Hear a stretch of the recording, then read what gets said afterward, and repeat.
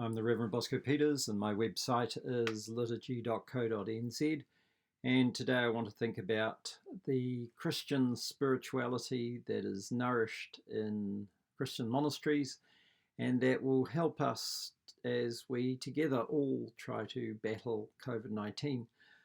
Today I particularly want to talk about Carthusians. They're a community of hermits. Now, I know that sounds like an oxymoron, but so these are hermits living individually, but being supported by a symbiotic community who lives alongside them, who assists them, and themselves as a monastic community as well. You'll pick up a little bit more about this as we go along. They were founded by St. Bruno in the 11th century. He was a priest in Reims with many skills. He probably would have become a bishop if he hadn't gone off to live a monastic life. He went off with some companions. They ended up in Chartreuse in France.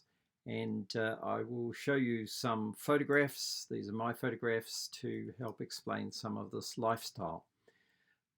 So here you see the photo of La Grande Chartreuse in France. You can see individual houses, they're like two up, two down townhouses often. And this is where the what are called the fathers live. The fathers are the hermits who live by themselves, and they're supported by the brothers who live alongside them, and are also obviously monks, but the brothers help the fathers in as much as the brothers do a lot of the work around in a more community form. They will do the cooking, provide the food for the fathers in their hermitages, and so forth. The food is provided through a hatch by the doorway of each of these hermitages, each of these cells, you might call them. This is St. Hugh's Parkminster in England. It's one of the largest monastic complexes in the world, and it has a massive cloister, again one of the largest in the world, and around this cloister are set these two up, two down townhouses, each one with a garden. So each of these is occupied by one of the fathers. So these houses, these two up, two down houses, come off the cloister. Here you see one of the inner cells upstairs. It's unoccupied, and in this room the monk will eat and pray and sleep and read and meditate, and then there are other parts of this little house where he can do some work, and there's actually a small area where he can walk, and then there's of course the garden that's his to work in. They do eat together a couple of times each week. The monks eat together in silence. One of the monks reads, and they also walk and talk together each week. As they walk in pairs, they will change the person that they're talking to every half hour. They also meet in their chapel, in their church, 3 times a day. One of those times is in the night. They break their sleep. They'll sleep for a few hours, get up around midnight, pray in church together, the night office, and then go back to sleep again. Now, what are some of the things that we might learn from this lifestyle, from this spirituality? I think one of the things we can learn is that we're all in this together. In fact, this is one of the sole times I can think of that we have the whole world united in a battle against COVID-19. So even though many of us are in our own house, and we are alone together, which is, we draw that idea from this monastic spirituality, that this sense of being alone, but we're all in this alone together. The whole world, in fact, is united. And there are many things that the Carthusians can teach us. in this experience of being alone together. One is that, of course, we have to battle loneliness. A Carthusian is by himself for life. They take a vow of stability. They don't leave that monastery.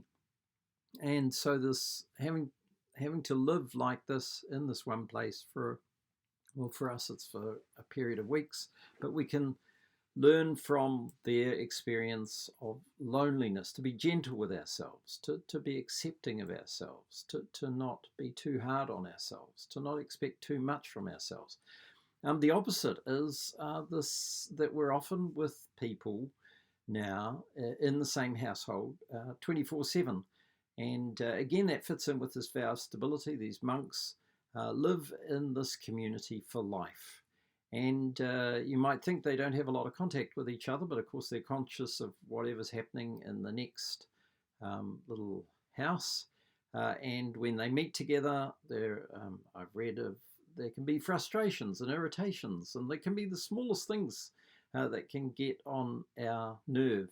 The monks chant unaccompanied, and they might find that the chant begins too high or too low or too fast or too slow.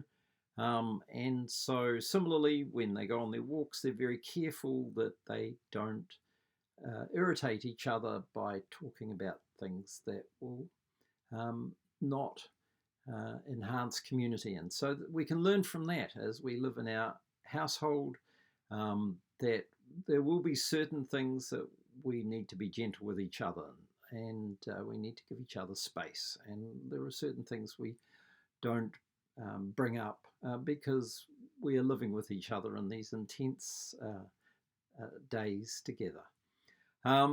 Helping each other. We can help each other even sometimes when we don't live in the same household. So the brothers provide food for the fathers, and similarly, there are people going to other households, leaving them food and providing for them when they're by themselves, or they do need assistance. So we can still help each other or even be in touch with each other. We talk about social isolation, but really we're talking about physical distancing rather than social distancing. Physical distancing doesn't mean that we're not in touch with each other. We can ring each other up, we can Skype, we can use all sorts of media to be in touch with each other and support each other. Some of us have to learn to do nothing. One of the sayings is the fathers do nothing and the brothers help them to do it. We have to learn to slow down and not accomplish as much as we're used to. Another thing we can learn from the Carthusians is that if you look at their daily horarium, their daily timetable, it is very full. It looks like a school timetable. And it's one way to make life able to be lived in this manner. If you know that this is the next thing to do, and then the next thing several times a day, the daily office and mass, and then there's reading prayerfully with the Bible, and then there's some work to do, and then there's time for recreation, then there's time to eat and so forth, time to sleep, and a very clear routine. And we need to settle often into a clear routine as we live by ourselves in our households, trying to stop COVID-19 from spreading. The last thing I think that the Carthusians challenge us about is that this time when we are isolated in our households, when we are what some people term to be in lockdown, we're encouraged to think about what life is really about. The Carthusian lifestyle challenges us all to think about what is life really about, what is really important in life.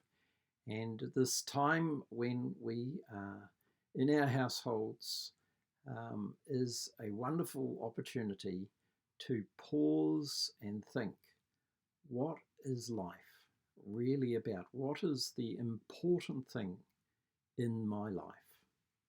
Kia ora.